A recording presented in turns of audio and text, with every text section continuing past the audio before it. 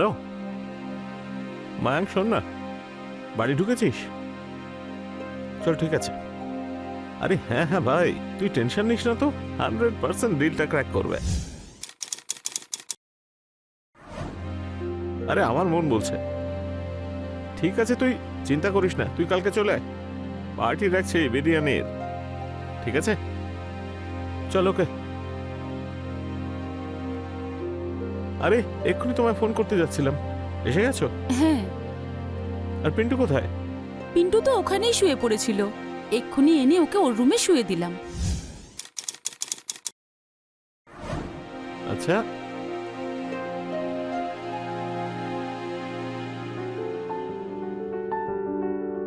হবে নাকি আজকে? কি যে করো না তুমি, চেঞ্জ তো করতে দাও। আর এমনিতেও আজকে আমি ভীষণ ক্লান্ত। আরে চলো না, ক্লান্তি দূর হয়ে যাবে, চলো। একেবারে আরে ভরিয়ে ছাড়ো দেবো। না, কি করো?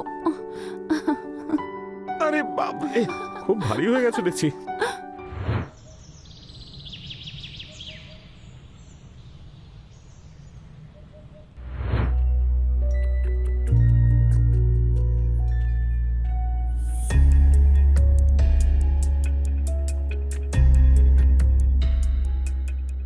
এই নাও। পিন্টু উঠে পড়েছে? আরে না, ওকে ঘুমাতে দাও, আজকে তো স্কুল ছুটি। আচ্ছা, ব্রেকফাস্টে কি খাবে? আরে ব্রেকফাস্ট বাইরে করে নেবো, বসো না। আজ রাতে না হুম বিরিয়ানি পার্টি করব, তো তুমি একটু বিরিয়ানির ব্যবস্থা করো। হুম। ময়ূক আসছে। কোন খুশিতে? আর ওই একটা প্রপার্টি ডিল হয়েছিল না, তাই মায়াঙ্ক আর আমি মিলে এই ডিলটা ফাইনাল করব, সেই খুশিতে। তো শুধু বিরিয়ানি নাকি একটু ড্রিঙ্কও? ড্রিঙ্কস তো একটু একটু থাকবেই, হুম। আর ওসবের পর রাতে আমার জন্য তো তুমি তরল পানীয়। তুমিও না, যাও, লেট হয়ে যাচ্ছে। আরে এমনটা করো না। চলো ঠিক আছে, আসছি। হুম।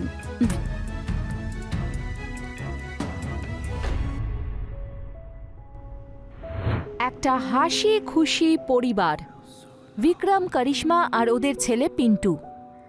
প্রত্যেকটা মানুষ এখনকার দিনে নিজের পরিবারের সুখটাই চায়, কিন্তু প্রত্যেকটা পরিবার কি সুখে থাকতে পারে? যখনই আমরা ভাবি যে সবকিছু ঠিক চলছে, তখনই এমন কিছু ঘটে যায় যাতে আমাদের সব খুশি নিমেষের মধ্যেই হারিয়ে যায়। এমনই কিছু ঘটেছে বিক্রমের পরিবারের সঙ্গে। আমার খুব ভয় করছে। বৌদি তুমি চিন্তা করো না, তুমি এসো, স্যার, চলে ওদের এসো। বাঁচান স্যার, বাঁচান স্যার ওদের। স্যার দেখুন, আপনারা শান্ত হন, বসুন। প্লিজ বসুন। আমার সঙ্গে চলুন, আমার আমরা স্বামী আর খুঁজে বের আমার করবো, আপনি বাচ্চা। প্লিজ বসুন আগে, জল খান। স্যার, এনে স্যার প্লিজ ওদের আপনি বাঁচান। জলটা খান। স্যার ওরা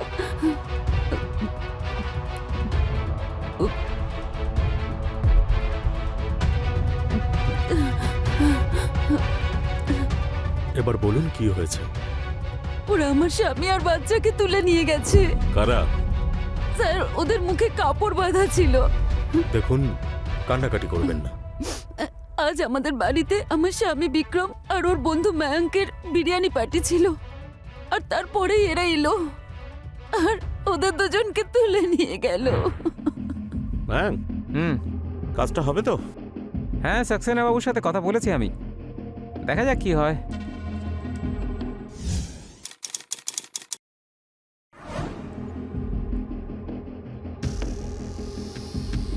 সোনা, যাও তুমি তোমার রুমে যাও, গিয়ে টিভি দেখো, যাও। মা, এই আঙ্কেল আর বাবা যে জুসটা খাচ্ছে, ওটা আমায় একটু দাও।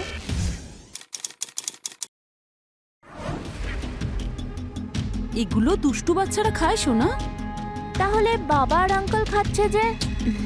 বাবা পিন্টু, এইভাবে বায়না করতে নেই, যা এখন ঘরের মধ্যে গিয়ে টিভি দেখ, যা। ও মা। সোনা, জেদ করতে নেই, যাও। লক্ষ্মী ছেলে, যা। ওকে, খিদে পেলেই আমি কিন্তু আবার আসবো। ওকে। হ্যাঁ, ততক্ষণে বিরিয়ানিও তৈরি হয়ে যাবে, একসাথে খাবো। আজকালকার বাচ্চাগুলো না, ভালো হয়েছে এই ডিলটা ক্র্যাক হয়ে গেছে। আমি তো ভয় পাচ্ছিলাম যদি ওই ক্লায়েন্টটা রিয়াজ নিয়ে নেয়। ওর নাম নিবি না, সালাকে আমি এমন ঠিকানায় পাঠাবো না যে নিজেই নিজের ঠিকানা খুঁজতে থাকবে। নেশায় না উল্টোপাল্টা কথা বলো না। বিরিয়ানি হয়ে গেছে, তোমরা এসো, আমি খেতে দিয়ে দিচ্ছি।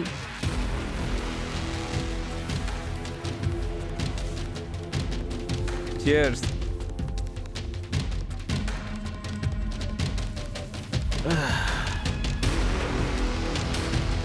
চলে বিরিয়ানি খাই।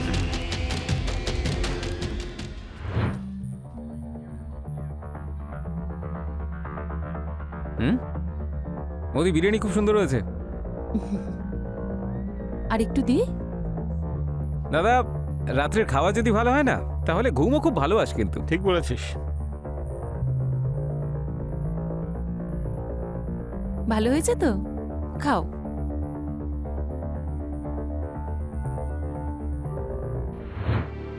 ওকে দাদা, আমি আসি। থ্যাংক ইউ বৌদি, বিরিয়ানি খুব ভালো ছিল। Thank you. Okay Pintu, bye. Bye. চলো টাটা। চল, ওকে। বাই।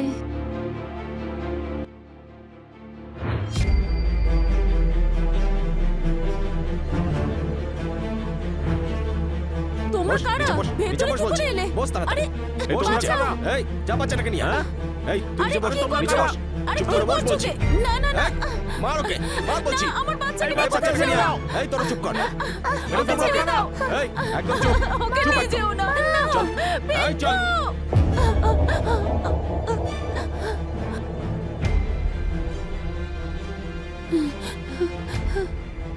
হ্যালো বিক্রম, আর পিন্টুকে ওরা তুলে নিয়ে গেছে। ম্যাম প্লিজ তাড়াতাড়ি এসো, প্লিজ তাড়াতাড়ি এসো, কিছু একটা করো। এই লোকগুলো কারা, যারা হঠাৎ করে বিক্রমের বাড়িতে ঢুকে পড়ল, তারপর বিক্রম আর তার ছেলেকে তুলে নিয়ে গেল?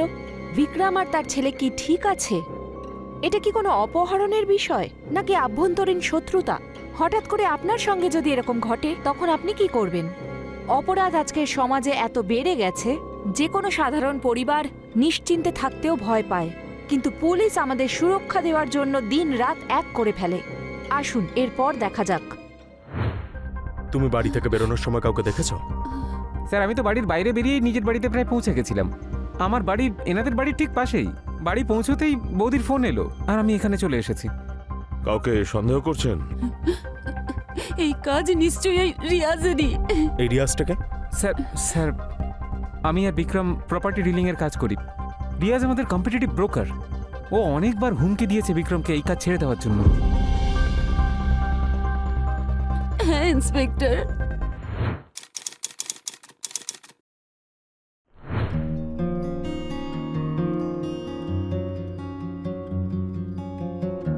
চা।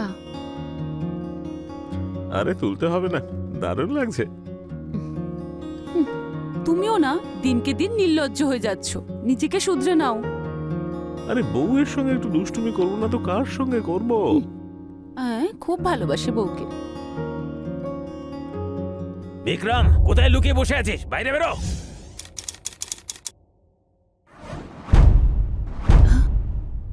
বিক্রম, আরে দাদা এভাবে চেঁচাচ্ছ কেন? হ্যাঁ, তুই যদি তোর শয়তানি না বন্ধ করিস না, মেরে ফেলবো তোকে। কি বললে? আমি তোকে না বলেছিলাম না আমার ক্লায়েন্টের কাছে যাস না? তা ওই পাঞ্জাবি কাপল যারা আমার থেকেই ফ্ল্যাট ভাড়া নিতে চেয়েছিল, ওদের ফোন করে তুই নিজের কাছে ডাকলি কেন? ক্লায়েন্ট কি তোর বাপের নাকি রে? এই, এই, বাবা তুলবি না, না হলে না তো কি করবি?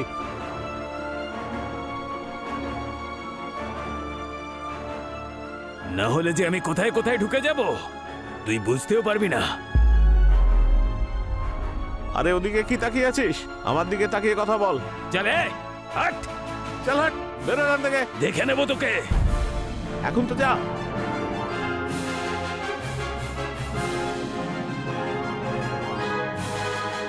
চলে এসো। প্লিজ কিছু একটা করুন দেখুন ইন্সপেক্টর। আমাদের উপরে আস্থা রাখুন প্লিজ। চলো বৌদি।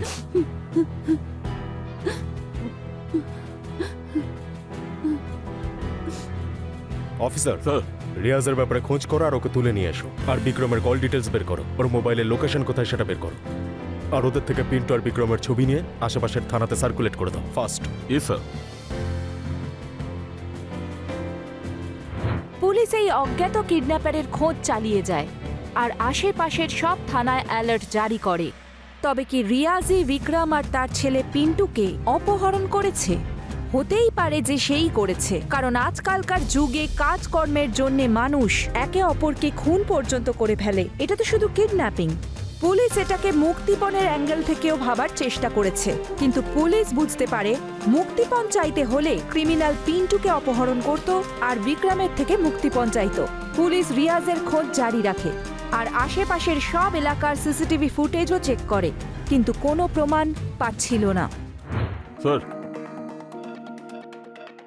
বিক্রমের লোকেশন ট্রেস হয়ে গেছে। ওর ফোনটা বাড়ির কাছেই বন্ধ হয়েছে। ওর নাম্বারটা সার্ভেলেন্সে দিয়ে দিয়েছি, ওটা চালু হলেই জানা যাবে। কল ডিটেলস আর সিসিটিভি ফুটেজ। এই যে লিস্ট। স্যার, এতে যা নাম্বার আছে সবই বিক্রমের ক্লায়েন্টদের, কোনো সাসপিসিয়াস নাম্বার কিন্তু নেই। আর একটা কথা স্যার, বিক্রম একটা খুব বড় ডিল করেছিল। আমার মনে হচ্ছে এই কারণেই রিয়াজ রাস্তা থেকে ওকে সরিয়েছে। রিয়াজের ব্যাপারে কিছু জানতে পারলে? ওর ফোনটা বন্ধ রয়েছে, বাড়িতেও সে নেই।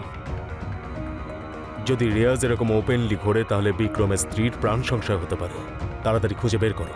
Okay sir.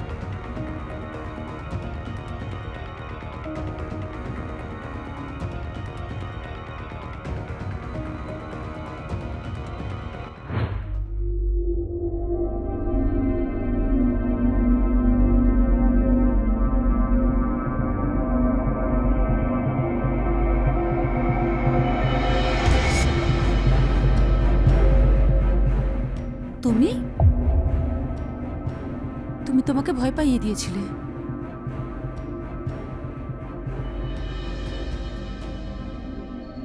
কিছু জানতে পারলে বিক্রম আর পিন্টুর ব্যাপারে? না, আমি পুলিশ স্টেশনে কল করেছিলাম, ওরা নিজেদের মতো পুরো চেষ্টা করছে। আমি ভাবলাম তোমার খবর নিয়ে একটু, তাই এলাম।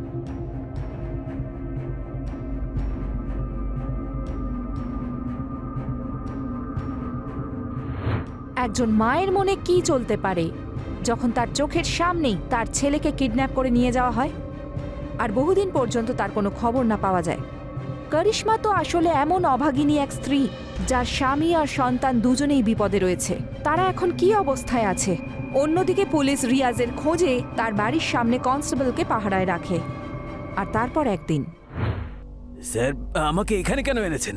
কারণ তোর এখানে থাকা উচিত। বল। অনেকদিন থেকে তোকে খুঁজছিলাম, এবার বল বিক্রম আর পিন্টু কোথায়? বল। কে বিক্রম, কে পিন্টু স্যার? স্যার, স্যার, বিক্রমকে আমি চিনি স্যার, কিন্তু আমি জানি না ও এখন কোথায়। তাহলে এতদিন নিজের ফোনটা বন্ধ করে কোথায় লুকিয়েছিলিস? আমি ফোন বন্ধ করে গোয়ায় ছুটি কাটানোর জন্য গেছিলাম, যাতে কেউ ডিস্টার্ব না করতে পারে। এটাকে অপরাধ করে পালানো বলে। চুপচাপ করে শাল মুড়ি দিয়ে বাড়ি ফিরছিলি, হ্যাঁ? পুলিশের হাতে পড়েছিস, এখন নাটক করছিস। না না স্যার, আমার ঠান্ডা লাগছিল তাই শাল গায়ে দিয়েছিলাম।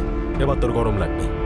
ওকে এমন মার মারো যাতে ওর শরীরের প্রত্যেকটা অঙ্গ সত্যি বলতে রাজি হয়। স্যার, স্যার শুনুন, স্যার শুনুন স্যার। পুলিশ রিয়াজকে জিজ্ঞাসাবাদ করতে থাকে, কিন্তু রিয়াজ নিজের মুখ খুলতে রাজি ছিল না। রিয়াজ বিক্রম আর পিন্টুর সঙ্গে কি করে থাকতে পারে? না এখনো মুক্তিপণের কোনো ফোন, আর না এমন কোনো পোক্ত প্রমাণ যা দিয়ে অপরাধীর খোঁজ পাওয়া যেতে পারে। তখনই একদিন পুলিশের কাছে একটা ফোন আসে। নমস্কার, অজয়নগর পুলিশ স্টেশন। হ্যাঁ, ঠিক আছে, আমরা পৌঁছচ্ছি। স্যার,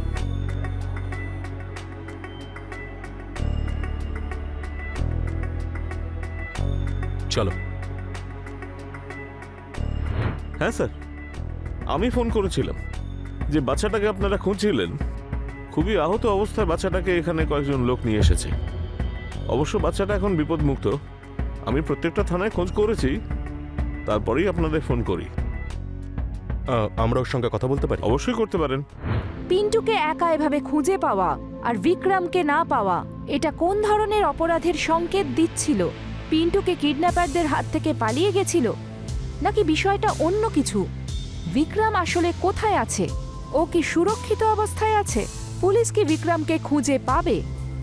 আসুন দেখা যাক যে পুলিশকে পিন্টু কি বয়ান দেয়। পিন্টু, আমি তোমার বাবার বন্ধু। তুমি কি আমাদের এটা বলবে যে তোমার বাবা কোথায়? মা মা চিন্তা নেই, আমরা তোমাকে তোমার মায়ের কাছে নিয়ে যাব। ওই রাতে তোমার সঙ্গে তোমার বাবাও ছিল তো? কোথায় উনি?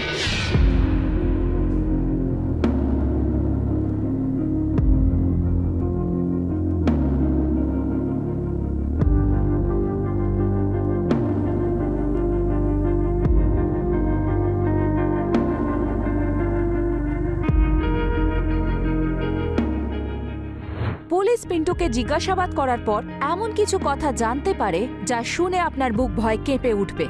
বিক্রমকে সেই রাতেই মেরে ফেলা হয়েছে, কিন্তু পিন্টু কোনো রকমে বেঁচে গেছে।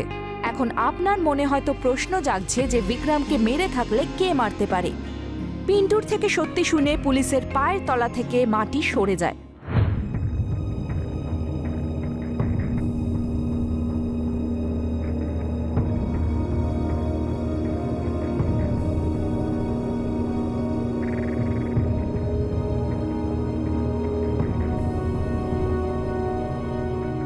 আরে কি করছো? প্রেম, তোমাকে ভালোবাসতে চাই। এইভাবে আবার কে ভালোবাসে? এইভাবে আমি ভালোবাসি।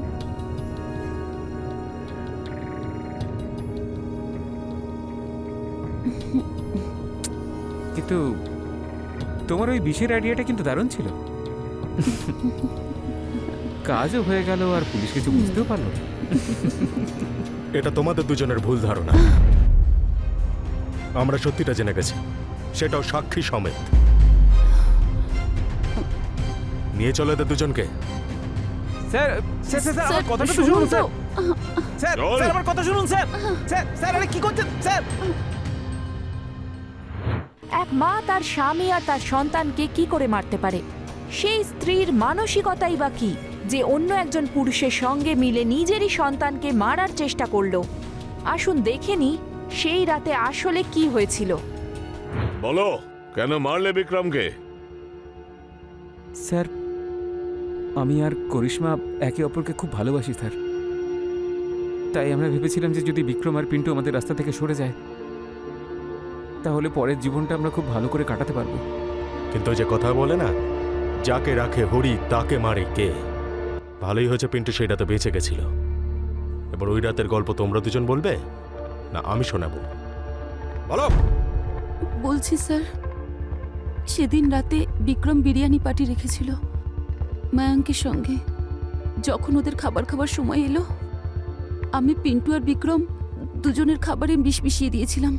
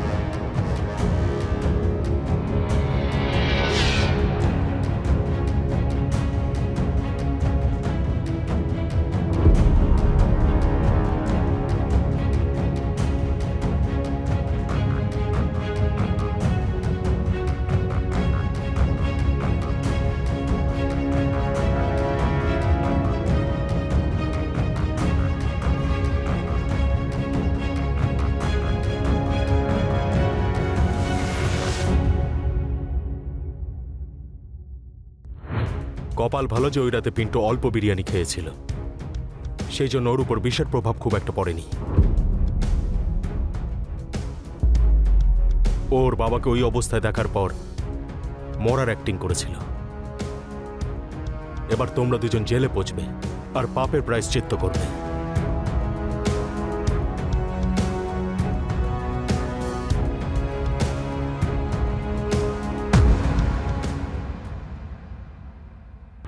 করিশ্মা আর ময়ঙ্ক সেই রাতে খাবারে বিষ মিশিয়ে বিক্রম আর পিন্টুকে মারার চেষ্টা করেছিল আর দুজনকে দূরে একটা জায়গায় পুঁতে এসেছিল, কিন্তু পিন্টু কোনোভাবে ওইখান থেকে বেরোতে সফল হয়। এ তো ভগবানেরই কৃপা যে একটা বাচ্চা বিষ থেকে বেঁচে আর পুঁতে দেওয়ার পরেও সেখান থেকে বেরিয়ে অনেক রকম বাধা বিপত্তি পেরিয়ে অজ্ঞান অবস্থায় কিছু লোকের দ্বারা উদ্ধার হয়, যারা তাকে পুলিশের হাতে তুলে দেয় আর এই কেস সলভ করা যায়। আমি রানী চ্যাটার্জি আপনাদের থেকে বিদায় নিচ্ছি। আবার দেখা হবে ক্রাইম চক্রের একটা নতুন এপিসোডে একটা নতুন কাহিনী নিয়ে। সতর্ক থাকুন, সুরক্ষিত থাকুন। জয় হিন্দ।